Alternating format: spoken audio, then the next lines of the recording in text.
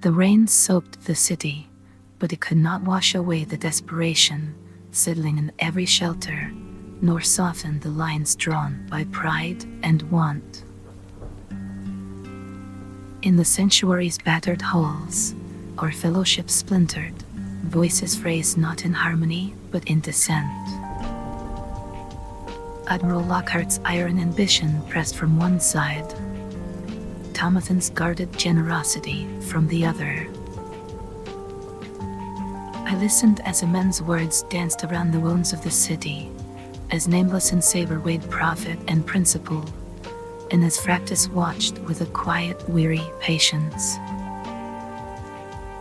Beneath it all, the sound of the storm seeped into our bones. Amend withdrew, seeking counsel from Madden in the other room. He returned with omens rather than comfort. Madden spoke of desperation mounting in the church, of hunger gnawing at the resolve of refugees and soldiers alike, and of the uneasy calm that threatened to shatter should relief not come soon. Even as some leaned towards Tomathan's cause, I warned that hesitation would only feed Lockhart's hunger for control. Delay would not shield us from bloodshed. If we turned our eyes from the needy, the city's unrest would find its own terrible answer. So we did what we could. Consensus eluded us. No single path forward could be agreed upon. Yet in the face of hunger, we found a sliver of unity.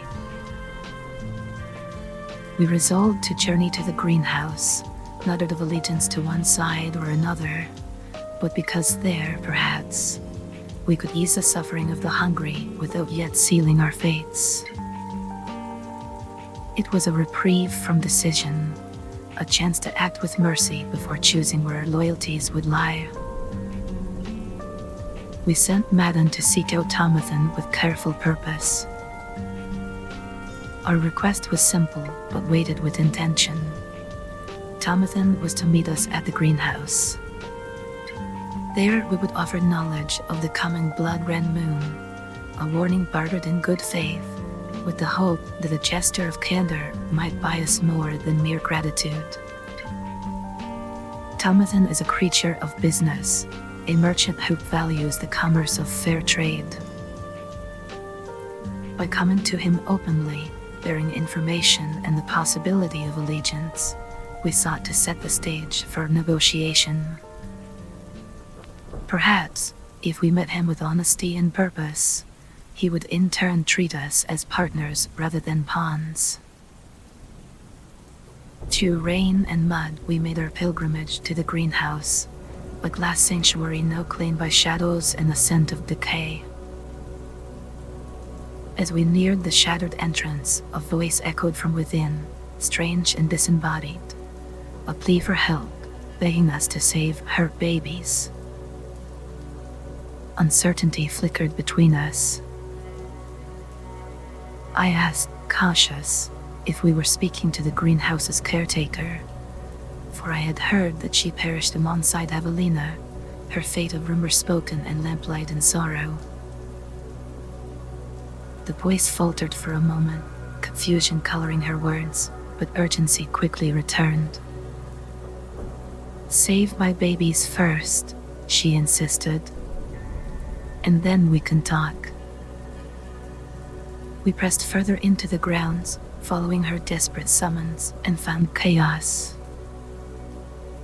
Fungal creatures, myconids, her so-called babies, were being dragged away by hulking undead colossi, who held accusations that their own family had been stolen.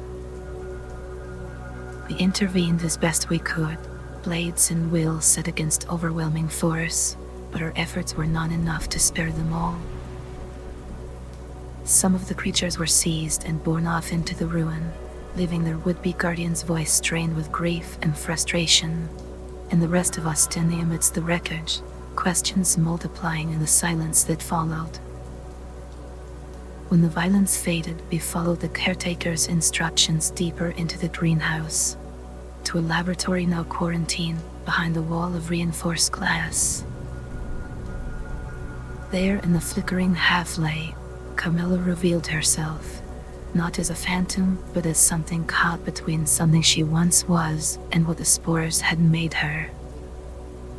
Her form was warped, luminous growths quailing beneath skin and silk, the slow reclamation of self of the very contagion she once sought to understand. He spoke at length of the spores, how her research, one of curiosity and necessity, became a prison.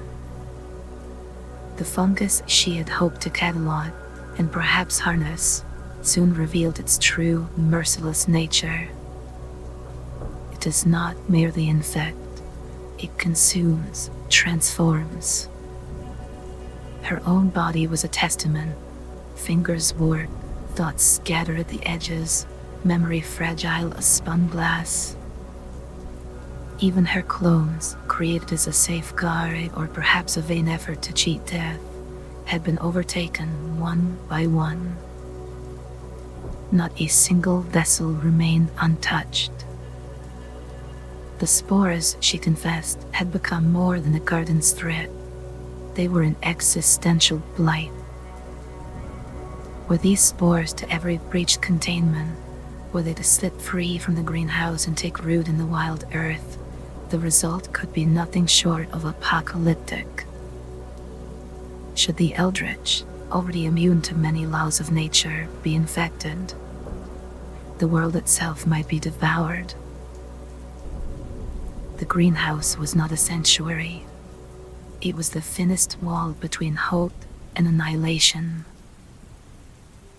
It was then, as I moved with Saber and the men to gather Camilla's scattered notes, precious brittle leaves of forbidden knowledge, that my gaze caught upon something half buried in the detritus. I knelt and uncovered the third piece of a tattered photograph, the faces of the past staring back through the dust. Camilla stood at the edge, her smile tentative and young. My questions pressed at Camilla's boundaries, about the photograph, about the night the saint and the caretaker had died. She hesitated, her recollections flickering and incomplete, but the bones of her story emerged. The photograph, faded and fractured, bore the likenesses of a time when hope still flickered, a friendship fell unbroken by tragedy. In it stood Madden, young, earnest, his eyes free from the burdens that would one day hollow him out. Next to him, Carmilla, her smile unclouded by spores or regret, a caretaker in more than name. And between them, Evelina, the saint I was made to resemble, her gaze gentle, resolute, unafraid. There was a space in the photograph where another should have stood, a fourth companion, the edges torn between memory and struggling to mend what time had devoured. When I pressed Carmilla for his name, she hesitated, her mind slipping between shadows and truth. Lycrete? She murmured. Or perhaps Lugvold. The name blurred by the infection's toll, by the months left to rot in grief and mycelium. He was not yet pictured, but his presence haunted the frame, as absence often does. They were gathered that night not by chance, but by circumstance and shared purpose. They were bound by the work of tending to the city's wounds, sheltering those whom the hunt and the plague had not yet claimed. Priscilla had urged them to stay inside, to weather the coming storm behind stone and prayer. Evelina, driven by that fatal, luminous compassion, refused. Suffering called to her as it always had, louder than any warning. The fourth, whose face the photograph had lost, confessed his heart to her that night, longing for something beyond the city's misery. She, gentle but unyielding, refused him. Her devotion was to Luyarnha and its lost, not to the quiet comforts of love. tempers, already thinned by exhaustion, snapped. Blame passed between them, each word heavier than the last. In the end, it was not the hound or the beasts that claimed the saint, but the violence of one she called a friend. A blow struck in grief and anger, sending Evangeline tumbling down the stairs. Madden sprang to defend her, and chaos consumed what fellowship remained. Carmilla remembered the rest only in scattered fragments. A struggle, a fall, her own head coming to rest behind Evangeline's body. Darkness rising up like the water. Through the use of her clones, Carmilla endured, though what remains of her is neither wholly alive nor truly free. The greenhouse became her mausoleum, her mind crumbling beneath the weight of spores and memory, a witness to what compassion and desperation can birth when hope is battered thin. As Carmilla's tale ebbed in silence, the hush was broken with a sharp, unnatural glow of a red flare arcing above the distant church, a harbinger of upheaval. Avery's warning, tense and urgent, "Intruder!"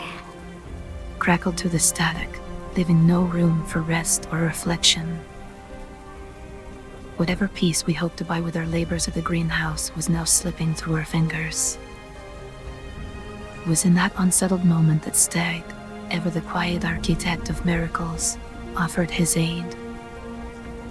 He proposed a ritual, 8 hours of patient labor and arcane effort that would transform our meager harvest into bounty, enough to feed both Tomatin's followers and the church's hungry alike. The prospect of abundance where there had only been scarcity was almost enough to slow the storm building inside each of us. We left Stag behind among the crates and growing things, trusting him to weave his miracle while we braced ourselves for whatever came next. Not long after, Tomatin arrived at the greenhouse answering Madden's summons. This meeting was to be the fulcrum upon which our hopes balanced.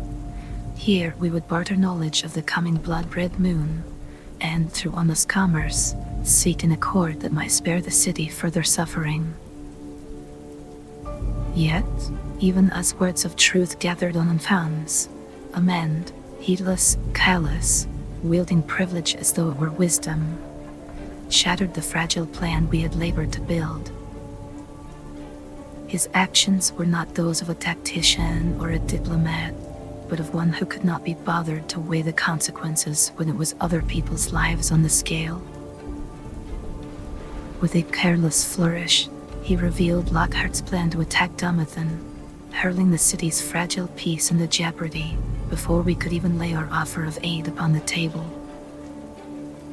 There was no strategy in it, only a disregard for the suffering that might follow, an indifference I cannot forgive.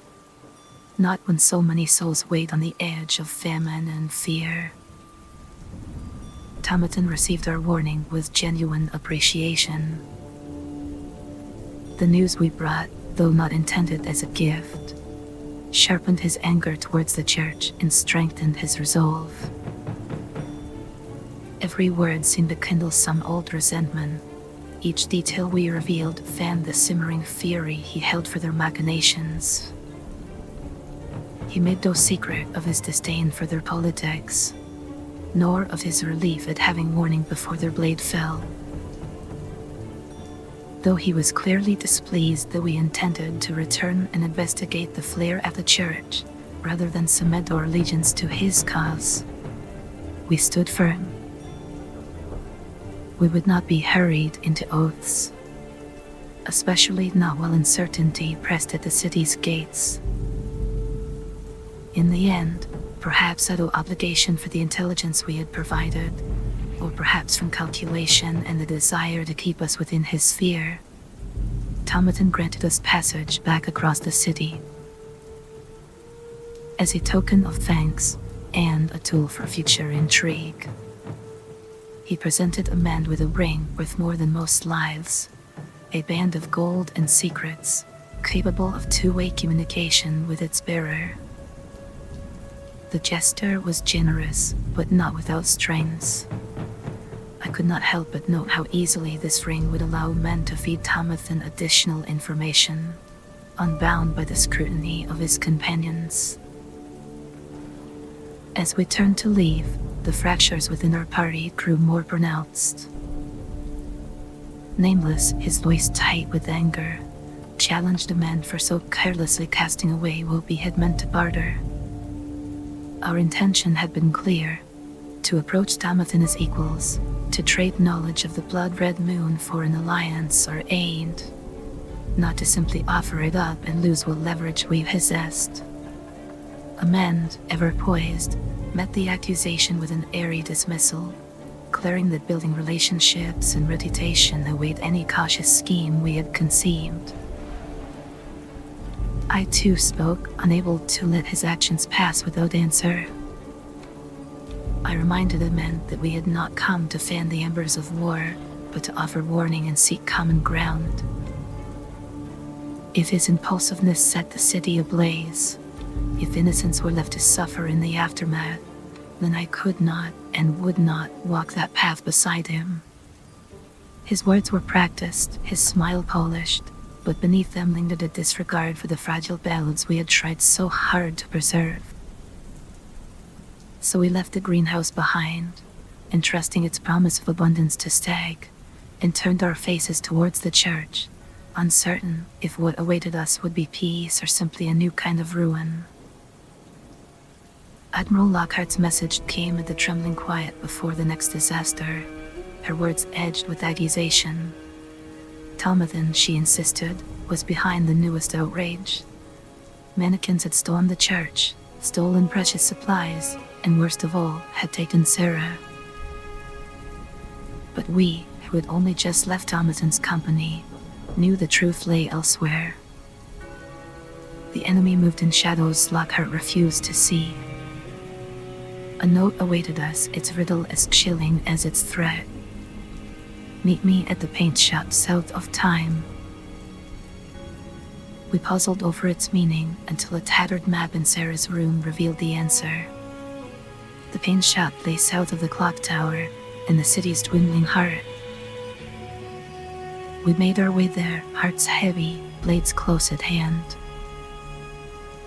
Outside the paint shop, we found Sarah, at first seemingly unharmed, occupied with a toy, innocence hanging by a thread. But Resk, the Scolaire research executive of science and knowledge, awaited us, cold calculation flickering behind his eyes. He demanded we set down our weapons. Some of us hesitated. With clinical precision, he demonstrated the price of defiance. He seized Sarah's shield, the enchanted anchor to her life, and in a single, effortless motion, brought her to the brink of agony and oblivion. Her cries danced through the streets. The lesson was clear. One wrong move and the child would be unmade. I felt fury rise in my chest, eclipsing any echo of the thing I was meant to replace. I made my threat plain and true, without flourish or plea. I would comply, but should he harm Sarah again, my hands, made to mimic miracles, would show him no mercy, no need of blade or steel. I would crush the breath from his windpipe, saint or not, and let the world judge me as it wished. Resk, unfazed, explained the terms of his reward. He had wagered a fortune on our battle with the TB-20s, eager to shower us with his perverse gratitude. But the destruction of his speakers by Nameless and Saber had soured his plan. So he had come himself, bearing gold and respirators, tools essential for survival where even Manikins fear to tread. Before he demanded payment for wounded pride, Resk offered each of us the chance to ask a single question. a thin gesture of courtesy, more experiment than kindness. We obliged, though every answer came wrapped in the chill of calculation. Saber, ever the enigma even to himself, sought to understand Resk's interest in him. The answer was unsettling in its implication. Saber, it seems, possesses a gift for creation, a mind capable of shaping solutions to problems most could not even perceive. Though the memories elude him now, Resk seemed convinced that Saber's potential lies dormant, waiting to be awakened or exploited. The men's exchange was colored by his usual bravado, sparring over accusations of theft before prying at the greater scheme. He pressed for clarity on whether Tomathan had played any role in the church's assault. Resk's response was pointed. Tomathan was uninvolved in the attack. Whatever violence had befallen the church, its architect was not the merchant. Fractis, thoughtful and reserved, inquired after Resk's intentions for the looming blood moon. The answer was chilling. Resk planned to remain indoors, furthering his research while the city above was left to chaos.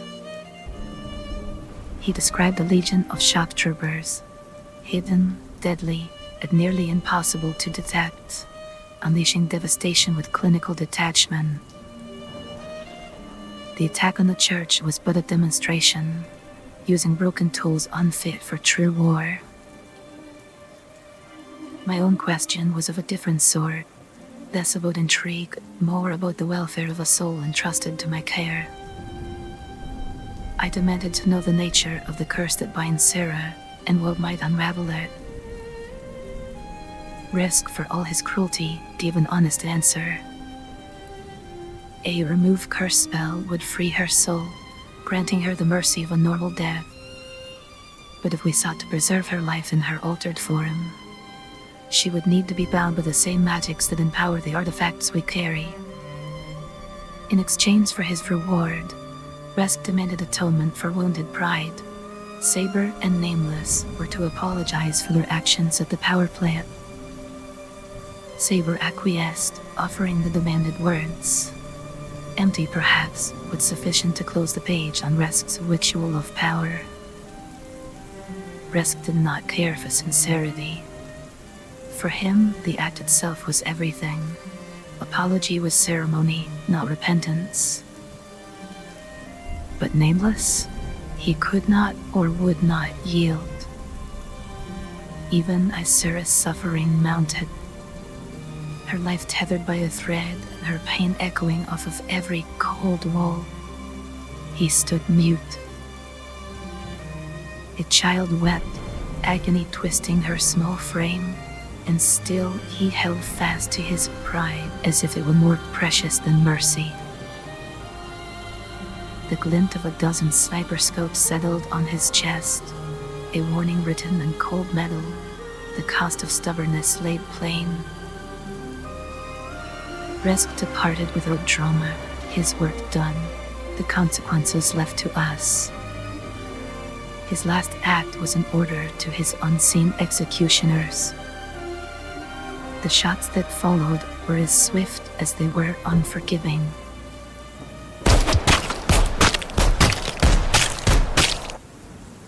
Nameless crumbled under the hail of gunfire, a martyr to nothing but his own arrogance.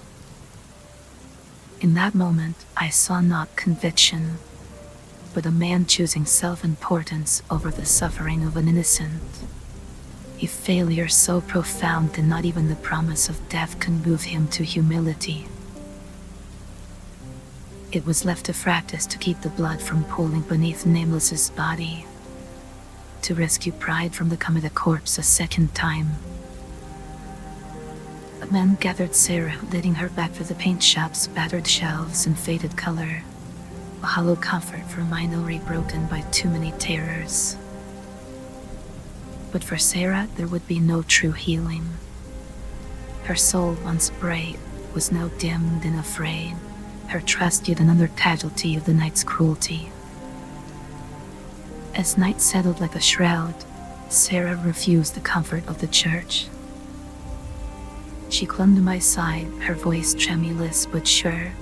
She wished to only stay with me. I granted her wish. We saw what rest we could at Damazan's estate, away from the bloodstained crossroads of loyalty and hunger. For a brief time, exhaustion drowned the clamor of old arguments. Even a hollow heart may ache for peace. But come morning, as the city's wounds smoldered and the first light dared the storm to recede, I had already vanished. My final words, written in ink, waited upon the table, sharp as the edge of judgment.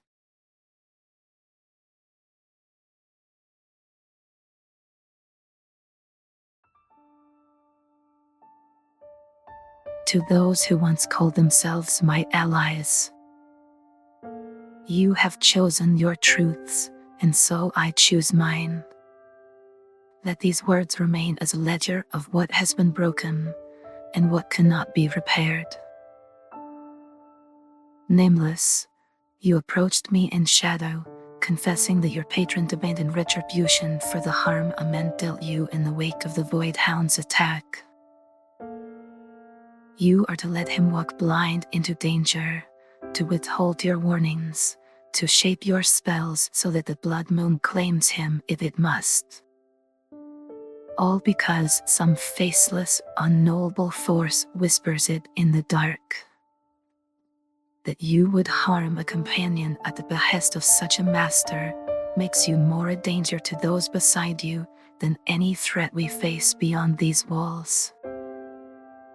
Anyone who chooses to walk in your company henceforth now does so knowing they'd be sacrificed on a capricious whim, their fate subject to the fickle demands of a patron you cannot even name. You spoke to me of duty, of cleansing the world of eldritch stain, and for a time I believed your cause was righteous.